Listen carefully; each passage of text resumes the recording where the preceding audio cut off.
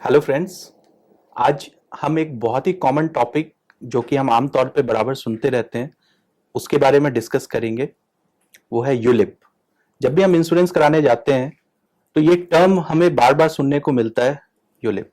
तो आज हम समझेंगे ये यूलिप क्या है और उसके बारे में। इसके लिए डिस्कस करने के लिए हमारे साथ financial expert mister Anil Kumar Goyal ji हैं। Welcome sir. तो सर, ये यूलिप क्या है, एक बार आप सभी दर्शकों को प्लीज बताएंगे। यूलिप जैसा कि इसके नाम में इसको हम अगर पूरा एक्सपेंड करें, unit linked insurance plan. Insurance plan जो यूनिट के साथ लिंक है वो यूलिप कहलाता है। सारी इंश्योरेंस कंपनी इसको देती हैं। यूलिप में इन्वेस्ट करने के बाद ये पैसा वापस मार्केट में म्यूचुअल फंड में ही लगता है। जैसा इन्वेस्टर चाहता है उसकी गाइडेंस के हिसाब से लगता है, लेकिन इसके काफ़ी फ़ायदे हैं। इसलिए इंश्योरेंस कंपनी यूलिप के माध्यम से insurance and investment, saving and security दोनों को ध्यान में रखते हुए देना चाहती है। सर, इसमें जो वर्ड यूनिट बोले, यूनिट का क्या मतलब है? आज जब कोई भी इन्वेस्टमेंट म्यूचुअल फंड में लगता है जी। तो म्यूचुअल फंड के अंदर वो यूनिट के रूप में डिनोट होता है कि आज मैंने 1 लाख रुपए लगाए। जी। 1 लाख रुपए जिस म्यूचुअल फंड ने शेयर्स में लगाए उसकी एनएवी के बेस पर, नेट एसेट वैल्यू के बेस पर कितने यूनिट अलॉट हुए। सिमिलरली इंश्योरेंस कंपनी भी जो प्रीमियम चार्ज करती है एनुअली, उस एनुअल प्रीमियम को म्यूचुअल फंड में लगाती है। डेट फंड, इक्विटी फंड, जिस तरह का फंड इन्वेस्टर चूज करना चाहता है। इसलिए क्योंकि वो मार्केट में म्यूचुअल फंड में लगता है तो ये भी यूनिट के रूप में डिनोट होता है। और जब मैच्योरिटी आती है तो जितने यूनिट आपके पास होते हैं उसकी एनएवी के हिसाब से आपको मैच्योरिटी प्रोसीड मिल जाता है। बीच में अगर डेथ होती है तो सम एश्योर्ड मिल जाता है। तो सर, जैसे अभी आप बताया कि डेट फंड में भी इन्वेस्ट कर सकते हैं, तो इसके क्या बहुत सारे कैटेगरीज होते हैं या कुछ कैटेगरीज ही होते हैं यूलिप के? क्योंकि यूलिप म्यूचुअल फंड का रेप्लिका है जिसमें कुछ रेस्ट्रिक्शंस हैं और कुछ फायदे हैं, इसलिए इसमें भी वो सभी कैटेगरी हैं जो आप म्यूचुअल फंड में लगा के प्राप्त कर सकते हैं, जैसे debt fund, balance fund, equity fund. इन तीनों मेन कैटेगरी के सब कैटेगरीज हो सकती है। और आपने एक बार जो भी कैटेगरी चूज की, आप उस कैटेगरी से दूसरी कैटेगरी में जब चाहें स्विच कर सकते हैं, बिना किसी बाधा के, बिना किसी कॉस्ट के। सर, जैसा आप बताएं कि यूलिप के थ्रू भी इन्वेस्टमेंट म्यूचुअल फंड में ही होता है, तो हम म्यूचुअल फंड में डायरेक्ट इन्वेस्ट क्यों ना करें, इसके थ्रू हम यूलिप के थ्रू क्यों करें? दोनों के बेनिफिट्स क्या हैं या नुकसान क्या है, प्लीज गाइड कर सकते हैं? जब हम म्यूचुअल फंड में डायरेक्ट पैसा लगाते हैं तो कई म्यूचुअल फंड में एंट्री लोड, एग्जिट लोड लगता है, कॉस्ट लगती है। सिमिलरली जब हम म्यूचुअल फंड में इन्वेस्टमेंट स्कीम से स्विच करते हैं, उस स्विच के समय कैपिटल गेन टैक्स पे अट्रैक्शन होता है। इसके अलावा म्यूचुअल फंड क्योंकि लिक्विड होते हैं तो कल को टेम्पटेशन में इन्वेस्टर पैसा निकाल सकता है, जब चाहे उसको अलग पार्क कर सकता है।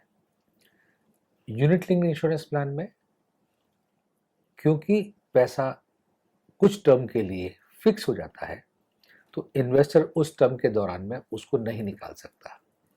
तो it's a force saving which is not the case as in the case of a mutual fund. एक बहुत बड़ा एडवांटेज है कि यूलिप के अंदर जितना मेरा एनुअल प्रीमियम है उसका 10 टाइम्स की इंश्योरेंस साथ में आती है। This gives additional security to the family. कल को इस दौरान में इंश्योर व्यक्ति को कुछ हो जाता है तो उसके परिवार को 10 times of the annual premium मिलता है, या NAV value of the assets जो भी ज़्यादा है वो उसको मिलती है। म्यूचुअल फंड में ये सुविधा नहीं है। सर, एक आजकल मार्केट में मिथ भी है, बहुत लोगों से मैं भी सुना हूँ, अपने फ्रेंड से भी सुना हूँ कि यूलिप जो है वो सही नहीं होता है, उसमें जो है इन्वेस्टमेंट अच्छे नहीं आते हैं। तो एज ए लेमैन, हमारे जैसे इन्वेस्टर्स के लिए आप कुछ समझा सकते हैं कि मतलब यूलिप किस तरह से बेटर है? कोई भी प्रोडक्ट जो मार्केट में इंश्योरेंस कंपनी बेचती है खराब नहीं होता, यूलिप हो या कुछ भी हो। बेचने वाले उसकी पूरी जानकारी नहीं देते, इसलिए जो खरीदने वाला प्रोडक्ट है उसको जानकारी के बिना लेने के बाद जब कोई नई चीज़ बाद में पता लगती है तो उसको लगता है कि प्रोडक्ट खराब था। वो ये नहीं सोचता कि बेचने वाले ने उसको पूरी जानकारी नहीं दी। यूलिप में कई जगह, कई इंश्योरेंस कंपनी में एलोकेशन कॉस्ट होती है, जो allocation cost as a commission insurance agent को जाती है। अगर इंश्योरेंस एजेंट यूलिप उस कमीशन की वजह से बेच रहा है तो जिस व्यक्ति ने यूलिप लिया है उसको in due course of time ये लगेगा कि मुझसे ज़्यादती हो गई और मैंने गलत चीज़ ले ली। लेकिन अब उस चीज़ को ख़त्म करने के लिए IRDA से अप्रूव्ड ऐसी यूलिप आ गई हैं जिसमें कोई एलोकेशन कॉस्ट नहीं है। जब एलोकेशन कॉस्ट ज़ीरो है तो मैं जितना पैसा इंश्योरेंस प्रीमियम का देता हूँ उसमें मेरी 10 टाइम्स इंश्योरेंस की कॉस्ट को निकाल के बाकी सारा पैसा म्यूचुअल फंड में लगता है। तो सर जैसे पहले डायरेक्ट म्यूचुअल फंड में हम इन्वेस्ट कर सकते थे, उसी तरह हम यूलिप में भी अब डायरेक्ट इन्वेस्टमेंट कर सकते हैं और उसमें हमारे एलोकेशन चार्जेस नहीं लगेंगे। ये इंश्योरेंस की जो पॉलिसी यूलिप जी। होती है ये किसी न किसी एजेंट के थ्रू होती है, डायरेक्ट नहीं होती, लेकिन इसमें एलोकेशन चार्ज प्रोडक्ट का ज़ीरो है। ओके। इंश्योरेंस की कॉस्ट लगती है और उस इंश्योरेंस की कॉस्ट को भी ख़त्म करने के लिए कई प्रोडक्ट ऐसे आ गए हैं जिसमें आप अगर पूरी पॉलिसी के पेमेंट टर्म में पेमेंट करते हैं तो पूरी पेमेंट टर्म के होने के बाद आपका सारा इंश्योरेंस की कॉस्ट आपको रिवर्स होकर वापस मिल जाती है। तो सर जैसे आप इनिशियली आप बताए थे कि यूनिट एलोकेट होता है, तो इस केस में यूनिट हमें फिर ज़्यादा एलोकेट होगा? बिल्कुल ठीक कह रहे हो आप। जी। जब एलोकेशन चार्जेस नहीं है जी। और मैंने अगर साल का प्रीमियम 1 लाख रुपए दिया, जी।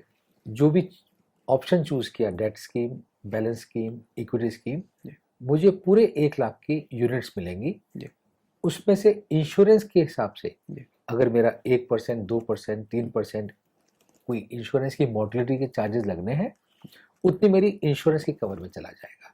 बाकी 97%, 98%, 99% उसके पूरे यूनिट अलॉट होंगे। सर एक मेरा और क्वेश्चन है कि जैसे आप यूलिप के कैटेगरीज बताए, तो क्या मतलब इन कैटेगरीज में कोई एक एज लिमिट होना चाहिए कि उस एज लिमिट के जो भी लोग हैं वो उस कैटेगरी में इन्वेस्ट करे, जो लोग ज़्यादा रिस्क ले सकते हैं वो लोग उसमें इन्वेस्ट करें, जो कम रिस्क ले सकते हैं वो उसमें इन्वेस्ट करें, या कैटेगरीज में किस किस हिसाब से रहता है कि हमें किस कैटेगरी में इन्वेस्ट करना चाहिए यूलिप में? यूलिप में जो सबसे बड़ा एडवांटेज है जी। कि कैटेगरी डिफाइन करने के बावजूद भी आप हर हफ्ते कैटेगरी को चेंज कर सकते हो, स्विच कर सकते हो। ओके। और जिस पे कोई टैक्स इम्प्लीकेशन नहीं है। आज मुझे लगा कि मुझे डेट लेना चाहिए था, मैंने डेट ले लिया, मार्केट बहुत ऊपर था, सडनली मार्केट में किसी वजह से एकदम से गिरावट आ गई और मुझे लगा कि गिरावट जो है टेम्परेरी है और गिरावट के बाद में मार्केट वापस ऊपर बढ़ेगा, मैं इमीडिएटली डेट फंड से इक्विटी फंड में स्विच कर सकता हूँ, मुझे कोई टैक्स नहीं लगेगा। इक्विटी मार्केट बढ़ गया वापस से, अब मुझे लगा मुझे रिस्क नहीं लेनी चाहिए, जितना पैसा एक्स्ट्रा कमाया वो ठीक है, मैं वापस से इक्विटी से डेट में स्विच कर सकता हूँ। इस स्विचिंग की म्यूचुअल फंड में जब मैं करता हूँ तो मुझे इनकम टैक्स में रिपोर्ट करके कैपिटल गेन टैक्स देना होता है। यूलिप में कोई रिपोर्टिंग नहीं होती और कोई टैक्स नहीं होता। यूनिट के बेस पर वैल्यू के हिसाब से स्विचिंग इंटरनल कभी भी हो सकती है। ये स्विचिंग कितना इजी होता है? एज ए लेमैन कभी भी मैं करवा सकता हूँ, ऑनलाइन कर सकता हूँ, या मुझे अपने एजेंट को ही कांटेक्ट करना होगा? क्या प्रोसेस रहता है? आज के ज़माने में जहाँ पे डिजिटल एज हो गई है, जी। स्विचिंग दोनों तरह से अलाउड है। ओके। आपको ऑनलाइन लॉगिन दिया जाता है, आप अपने फंड की वैल्यू एवरीडे देख सकते हैं, आप फंड को पार्शली डेट पार्शली इक्विटी में डाल सकते हैं, जैसा आपको उचित लगता है आप ऑनलाइन खुद कर सकते हैं। अगर आपको डिजिटल कंफर्टेबलनेस कम है, आप लेटर देके उसको स्विच करा सकते हैं। लेटर देके स्विच करने में 1 दिन की डिले हो सकती है, लेकिन आपका एजेंट, आपकी इंश्योरेंस कंपनी की ब्रांच आपको उसमें पूरी सुविधा देते हैं और करते हैं। एक और एडवांटेज जो यूलिप में सबसे बड़ा है, जब मैच्योरिटी पे पैसा मिलता है, मैच्योरिटी पे पैसा जो पूरा मिलता है वो पूरा का पूरा टैक्स एग्जेम्प्ट होता है, भले ही आपने डेट फंड में लगाया हो या इक्विटी में लगाया हो। आपने 10th ईयर में जो प्रीमियम दिया वो भी जब 11वें साल में आप निकालेंगे तो आपको 1 साल होने के बावजूद भी वो पूरा का पूरा डेट फ्री, टैक्स फ्री मिलेगा, जो म्यूचुअल फंड में डायरेक्ट पैसा लगाने पर एडवांटेज नहीं है। ओके, यूलिप को हम इस दृष्टिकोण से रिटायरमेंट प्लान के लिए सबसे उचित समझते हैं और सबको सलाह यही देते हैं कि आपको जो 10-11 साल के बाद पैसे चाहिए, आप इस प्रोडक्ट को लेके आसानी से अपनी प्लानिंग टैक्स फ्री कर सकते हैं। सर मेरा एक लास्ट क्वेश्चन है कि क्या यूलिप में इन्वेस्टमेंट किसी एजेंट के थ्रू करें, या उसमें एजेंट के पास क्या नॉलेज है ये भी हमें ध्यान में रखना चाहिए, या किस हिसाब से करना आज के चाहिए? ज़माने में एजेंट जो भी नॉलेज दे जी, उससे ज्ञान लेके खुद जानकारी लेना भी बहुत ज़रूरी है, ताकि एजेंट आपको मिस सेलिंग ना करे। लेकिन एजेंट का होना ज़रूरी है ताकि आपके ऑपरेशनल कन्वीनियंस के लिए वो आपको परेशान ना होना पड़े, आपको ब्रांच बार बार जाना ना पड़े। इन केस आपको खुदा ना करे कुछ हो जाता है तो आपकी फैमिली को क्लेम दिलाने में एजेंट मदद करता है। मुझे विश्वास है कि सर के क्लैरिफिकेशन के बाद अब आपको सारी क्लैरिटीज आ गई होंगी और आप भी अब यूलिप में इन्वेस्ट करेंगे। Thank you.